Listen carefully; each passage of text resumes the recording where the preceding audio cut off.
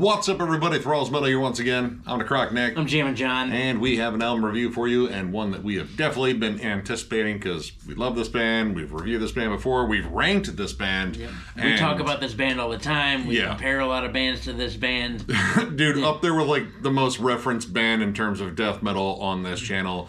Yeah, we are going over the latest offering from Incantation, Unholy Deification.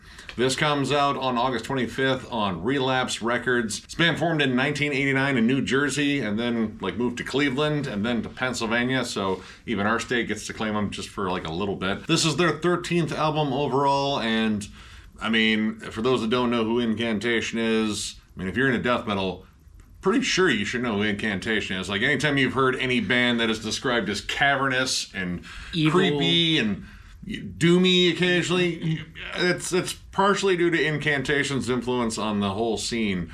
These guys are pretty much the pioneers of cavernous death metal. They are one of the most consistent death metal acts out there, along with like Immolation and Cannibal Corpse. They have a distinct sound, and I could pretty much just close this review right here and say this sounds like an Incantation album, and anyone that has listened to Incantation is like, well, yeah, no, all right. I mean, I already bought it. Right. I mean, I knew what I was getting into before I pushed play. Even before I listened to the singles, I knew what I was getting into because it's Incantation. But at the same time, I mean, of course I'm going to listen to the entire thing and talk about it, because generally Incantation albums are a journey into darkness and just despair and indescribable evil. And yeah, once again, that is exactly what this is. This album is monstrous, disgusting. The tropes of Incantation once again are on display. The sharp transitions from blast beats and apocalyptic tremolo riffs to single chord droning death doom breakdowns and atmosphere that is outright just fucking evil. When this band slows down, it is the most evil fucking thing. Yep, I got goosebumps pretty much right from the rip. First track, Offerings, The Swarm, 4. Yep. All these have like caveats to them. Like they're not just one single name track. They're all something in a Roman numeral. Yeah. But yeah, Offerings, The Swarm, 4, Roman numeral 4.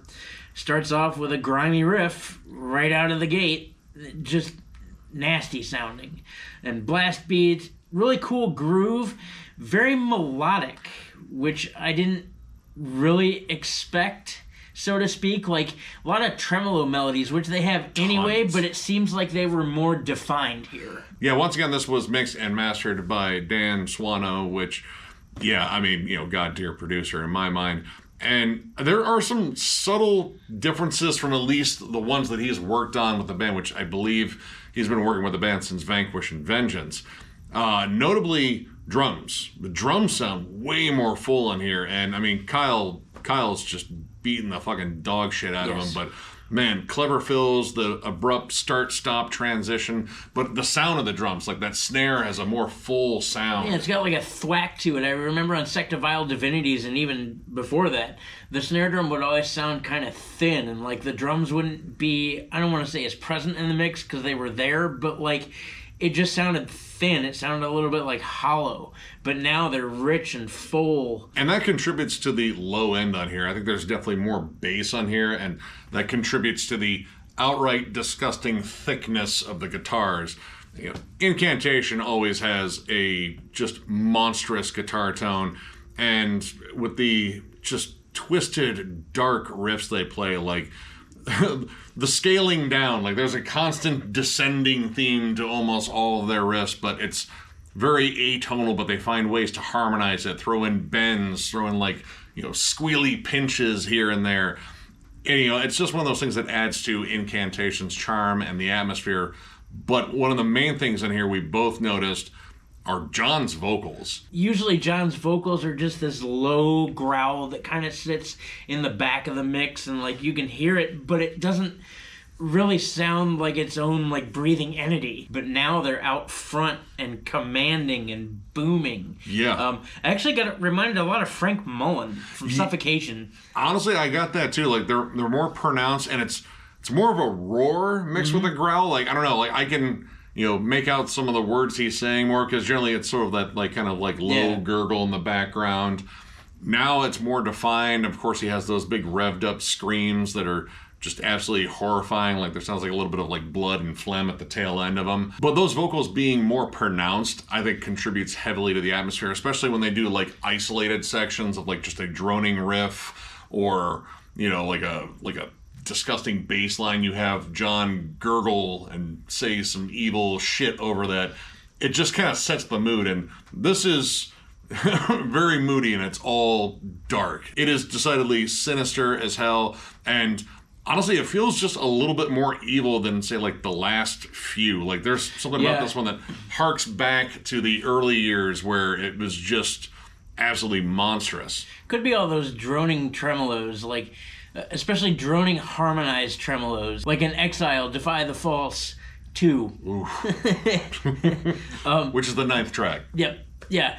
Harmonized tremolo and a weeping lead over it, blackened tremolo, and just a constant fucking droning harmony throughout that whole song. And it's like stank face just the whole time. It's like, ugh.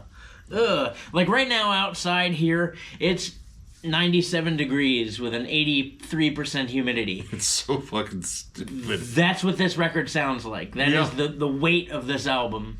Except, it's darker and swampier, and there are creatures out to murder you that are emerging from the ground. That's the only difference. Yeah. For me, one of the things that I always look for in Incantation's work, again, that sharp transition from fast blast beats and just disgusting tremolos and kind of almost atonal harmonies. Like, I don't know, there's just something disturbing about their harmonies. Like, it's a melody to us death heads, but to everyone else, it sounds like the gates of hell opening in guitar form. But the thing I love, of course, the Death Doom breakdowns. When Incantation slows down, again, it's the most evil fucking thing. Songs like Homunculus, Spirit Made Flesh, 9, which is track 4, and Altar, Unifying Carnage, 5, Roman numeral 5, track 8. I gotta add all the confusion I can here. That is some of the most dark, sinister sounding stuff on the album. It slows it down. You have these just disgusting crawls, and again, almost always descending, like just down into the depths, and how they harmonize that with the guitars. It's not pleasant to anyone else except for people that love death metal. Anyone else is just going to be like, wow, what are you doing to your ears? Dude, that harmonized trilling riff in Homunculus is just absolutely terrifying. I love it. Yeah. But like that riff is just like, holy shit. It's doomy, and I don't know, the thing with, like, again, the gurgled vocals and the layered guitars and occasional little bits of, like, atmosphere, like on Megaron. I like Megaron. Megaron sounds cool. It sounds like Aaron. Meg Aaron. There we go. Which is also known as Sunken Chamber 6, which is actually the 6th track. Which it lines up. It lines up. But there's actually like a little bit of like a piano start to that, and some creepy, weird atmosphere on there. Again, they don't necessarily need extra atmosphere to convince you that this album is evil as hell. Like, I mean, Altar has some absolutely horrific vocal loops in it. Like, there are some background vocals that it just sounds like grunting demon pigs feasting on an infant or something. I don't even know if I would call that a song, to be honest. It's got some tribal drums in it, but it never really picks up as far as like verse, chorus, breakdown, any of that stuff. It's just a culmination of evil. Yeah, with a tribal rhythm. It's more like, kind of like a meditation, a ritual, or something like that. And, Incantation's definitely had tracks like that. They almost kind of work as transitional tracks. And it does with Exile, Defying the False. The whole opening of that song stays very doomy and slow until it breaks into the faster, more aggressive sections. And those dynamics are, once again, executed as well as, Incantation has executed them in the past. I love that about them. Like, you kind of get these, knee-jerk starts, but it never comes across as sloppy. Like, everything is meticulously planned, and momentum really is just not lost at all. But it's not all doom and gloom either. In Meg Aaron... Could be Megaron. Could be Megaron, could be Mega Aaron, Megaron's gonna hear you, and he's gonna fucking whoop your ass blaspheming in the house of Megaron. In Meg Aaron, Sunken Chamber 6, it's actually kind of thrashy. It's got a little doomy tag on the end of it, but for the most part, it's a faster song with thrashy riffs. Yeah, dude, machine gun riffs. Some really cool accents, like some like little pull-offs and hammer-ons in there. Different vibe. And then you get to Convulse, which is almost brutal death. It is a chugified fucking monster. It is, dude. More mid-tempo, more like, just groove-laden. And, this album starts off really fast. Like the first 3 tracks on here just blast off. You do get like your moments of doom, kind of periodically, but they kind of shift right back to the more energetic start. You really don't get like that slowed down version of Incantation until you hit Homunculus. But this band knows how to close. And do the last track, Circle, Eye of Ascension, 7, which is the 10th track, is just pure evil. Honestly, I got reminded a lot of Celtic Frost's Monotheist. The riffs are simple. They are just droned chugs for the most part. And there's absolutely no hope in them whatsoever. That melody, nope. There's no light. There's no nothing. There's just dark and slime and filth. Yeah, and John's gross vocals and isolated sections, again, where you can hear him just gurgle like a demon in there, and it's one of the most evil tracks on there. And they even have some guest vocals on there. I think Jeff Becerra from Possessed actually does some backup vocals on there, and there's this big evil chant. I mean, it's like a choir of doom going on. And the bookending of the start is great, because it opens up slower than everything else on here. Again, single chords, droned on, harmonies. It's pure misery, but again, like, for us, that's a good descriptor. Right. For anyone else, like, why do you listen to this? Yay, evil! Evil triumphed on that song. As far as negatives are concerned, I don't have a whole lot of them. I think the one thing I can say is there are a couple songs that end rather abruptly that I feel like weren't necessarily quite done yet. Like especially some of the faster songs, like Invocation and Chalice, both of those just kind of cut off. For me, it was Exile, Defy the Falls. I like it. I mean, it is Incantation to a T. It just felt like a little formulaic, like the tremolo harmonies. Just kind of felt like they were repeated in other songs. And granted, they're good. They capture the mood. Really didn't, do that much for me at that point in the album, especially considering like the track before it was a really good setup for something maybe a little bit more mid-tempo and doomy, and this one kind of got into the blast beats I think a little bit too soon. And the opening, honestly, it's good, but as the album goes on, you almost kind of forget about Offering. Like Offering is a solid song, but Concordat, the Pact one, which is the second track, much better song. Like, I think that one's way more dynamic. The shifts are, more gross. The atmosphere really just comes out in that one. But yeah, I mean, it's not really a negative. It's more of a positive. It's an Incantation album. And that's not a complaint anyway, but I mean, this is one of those, like, if you love Incantation, you're probably going to love the shit out of this. If you don't like Incantation, this will never win you over. You will fucking hate the shit out of it. Right.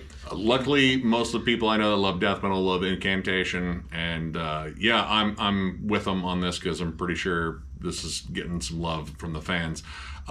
This is a solid 4. This is a 4-star fucking album. This is Incantation doing Incantation well. Not a lot of surprises on here, but holy shit, they just know how to execute this sound. There's something about this band that they just know how to conjure up the most evil fucking riffs.